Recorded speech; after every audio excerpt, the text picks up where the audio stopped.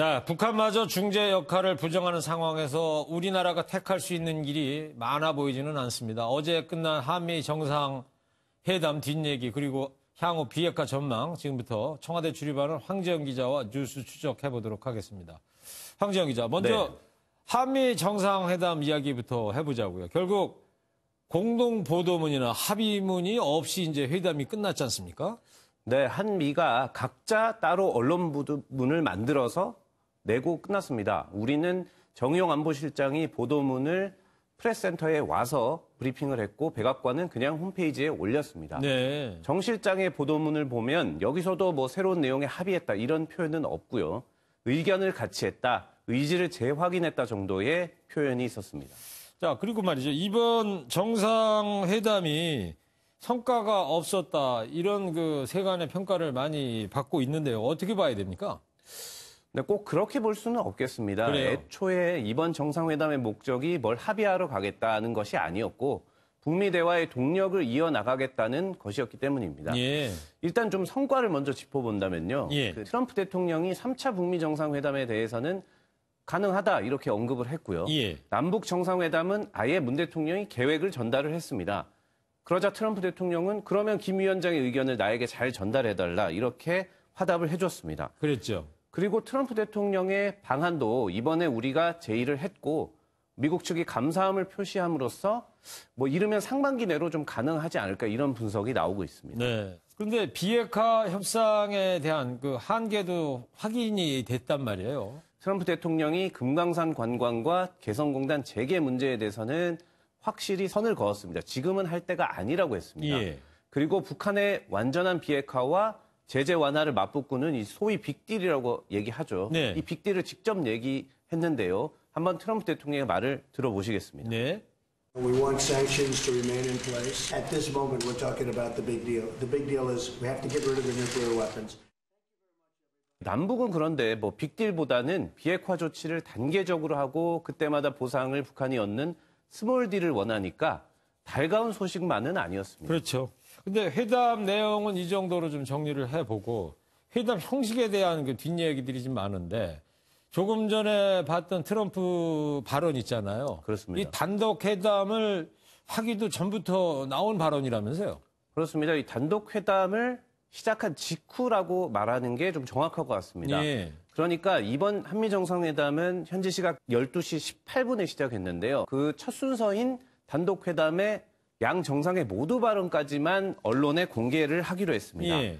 그래서 뭐 저는 아쉽게 못 들어갔지만 한국 취재 기자 10명도 백악관 오벌 오피스에 들어갔습니다. 저 사진 안에 한국 기자들이 있다 이거죠? 그렇습니다.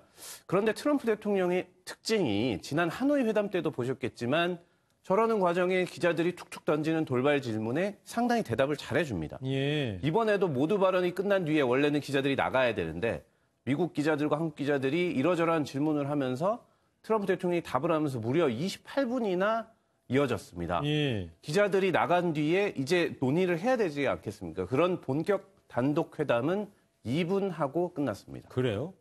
그 뭐 정해진 공동 기자회견도 아니고 문 대통령을 요 옆에 이렇게 앉혀놓고 트럼프 대통령이 조금 외교적 결례를 한 게 아닌가 이런 생각이 들기도 하네요.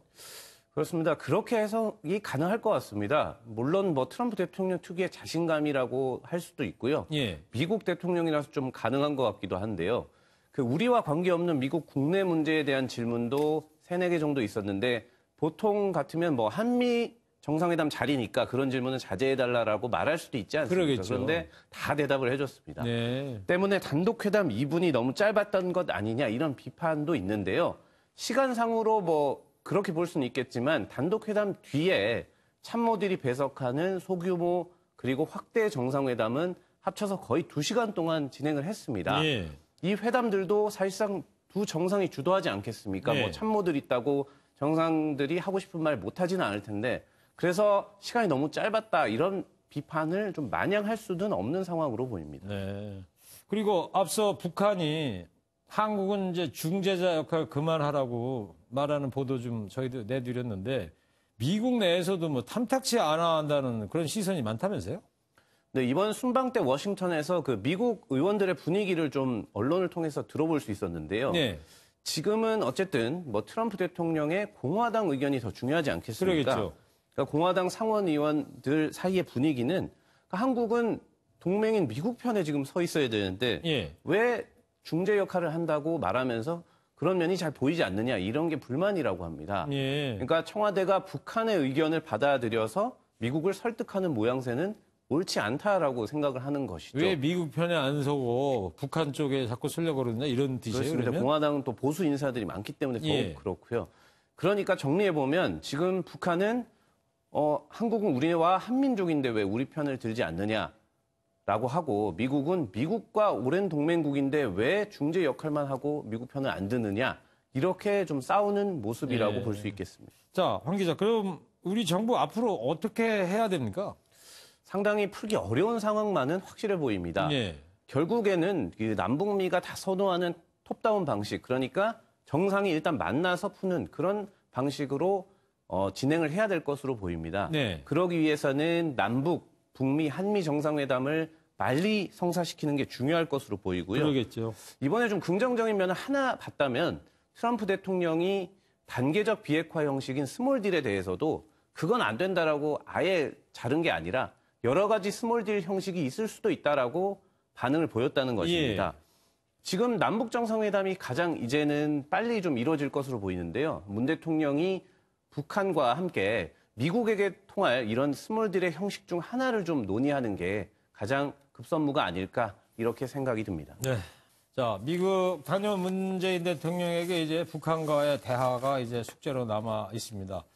다음 주로 알려진 대북 특사 이것도 좀 기다려 봐야 될 것 같고요. 지금까지 뉴스 추적 황재영 기자였습니다.